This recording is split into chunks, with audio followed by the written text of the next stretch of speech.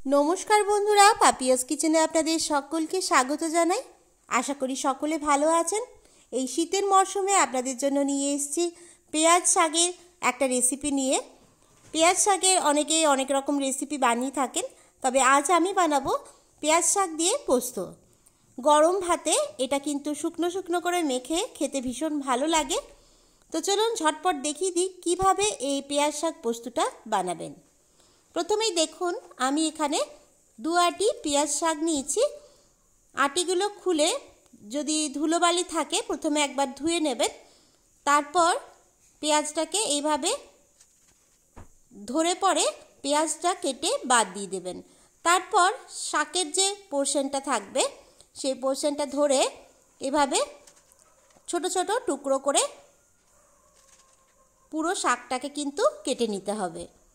কেটে নেওয়ার পর কিন্তু আবারও ভালো করে এগুলো ধুতে হবে। এরকম ছোট ছোট টুকরো করে কাটবেন। আমি এখানে 1 আটি পেঁয়াজ শাক দিচ্ছি। দেখুন পেঁয়াজ শাকটা আমাদের কাটা হয়ে গেছে, নিচের দিকের অংশটা কেটে বাদ দিয়ে দিলাম। এরপর একটা জামবাটিতে এটা তুলে নিলাম। আমি পেঁয়াজ শাকের সাথে কিন্তু পেঁয়াজগুলো দেব। পেঁয়াজ শাক পোস্ততে পেঁয়াজগুলো যদি ব্যবহার করেন তাহলে কিন্তু খেতে ভীষণ ভালো লাগবে। তার জন্য যে পেঁয়াজগুলো ছিল সেগুলো এইভাবে ছুলে নিচ্ছি। ছুলে তারপর কুচি কুচি করে কেটে ওই শাকটার সাথে আমি রেখে দিচ্ছি। একইভাবে সব পেঁয়াজগুলো কেটে নেব। কেটে নেওয়ার পর ভালো করে 2-3 বার জলটা পাল্টে আমি এটা ধুয়ে নেব, যাতে কোনো রকম বালি বা ময়লা না থাকে। দেখুন শাকটা আমাদের ভালোভাবে ধোয়া হয়ে গেছে।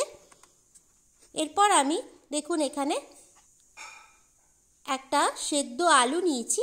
সেদ্ধ আলু দিয়ে করলে কিন্তু তাড়াতাড়ি হয়ে যায়। আলুটা ছুলে টুকরো করে কেটে রেখেছি।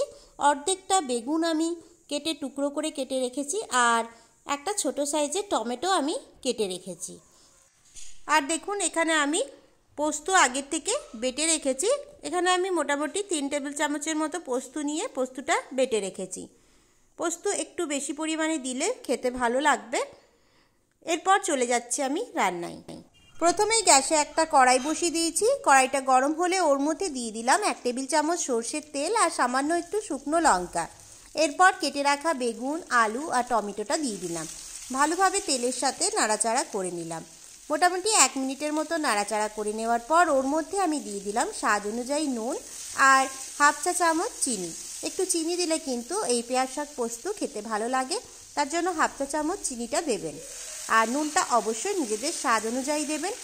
এরপর আমি দিয়ে দিচ্ছি কেটে রাখা পেঁয়াজ শাকটা।